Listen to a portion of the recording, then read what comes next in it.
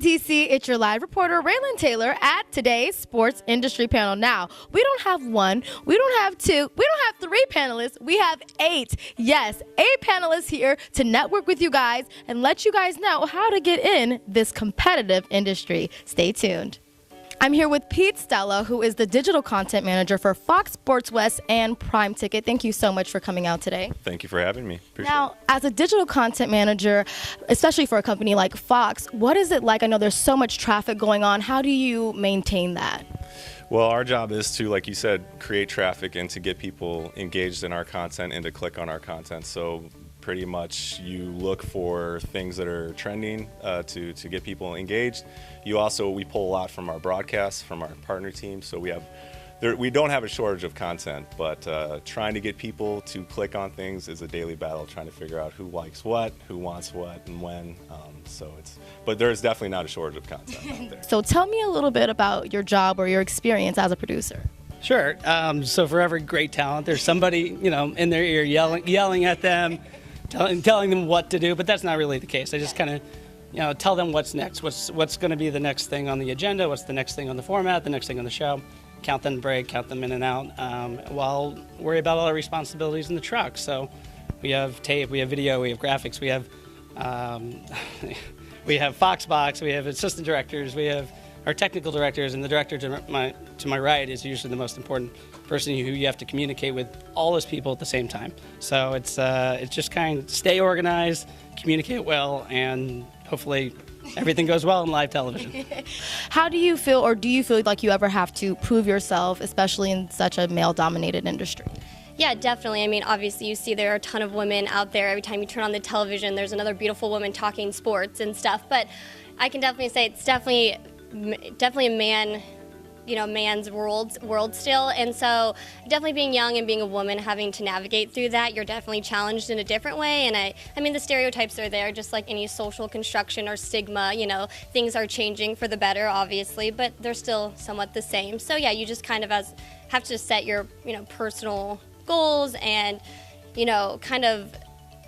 your moral value, I guess, and how you want to be treated. And yeah, there's no reason that you shouldn't, have a voice and be as, valued as your male co-part. I definitely agree. You're a CSUF alumni, but more importantly, I think you're ETC alumni. You used to hold an executive board position a few years back. Tell me, how has this club helped shape your career or help you at all? Honestly, I think it's everything, because when I joined this club, the amount of people I met through this club, the alumni that's helped me get to where I am, it was just so huge for me. So that's what I want to preach here. ETC is the best club on campus, hands down. So no biased opinion at all. It really is. So thank you so much, and I can't wait for you to share your story with our students, especially because you used to be on the e-board. So for all the skeptics out there who think that they're not too sure about joining ETC, you're wrong, you should, and we have full proof as to why. Why sports? I just love the environment. I love bringing people an experience that, not many other places could offer. The end goal is putting butts in seats, but I think the result of seeing someone experience our product for the first time and seeing, the kids enjoying themselves and making new fans, for me is up close to being a professional athlete, because we all have the goal of being a pro one day, and then we realize we can't. So what's the next best thing? And I think that's working in sports. Tell me, I know that there's new players that the fans are being introduced to, and also, new ownership advisement from the great Magic Johnson. What is it like trying to rebrand this team?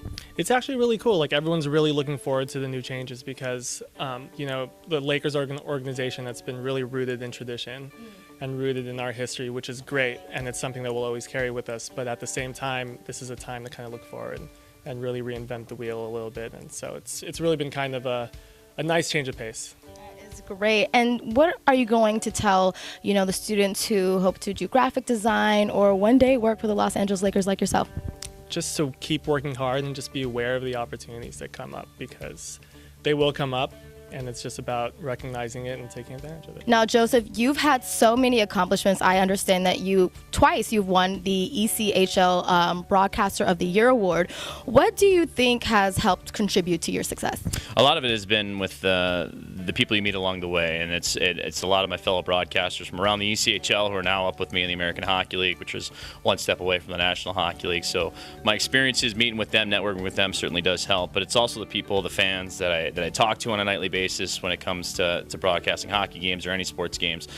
They're the ones that cast the ballots. They're the ones that wanted to submit my name for it. So for those accomplishments, I mean, I'm forever grateful for them. They're amazing, and I have them to thank for forever. That's great.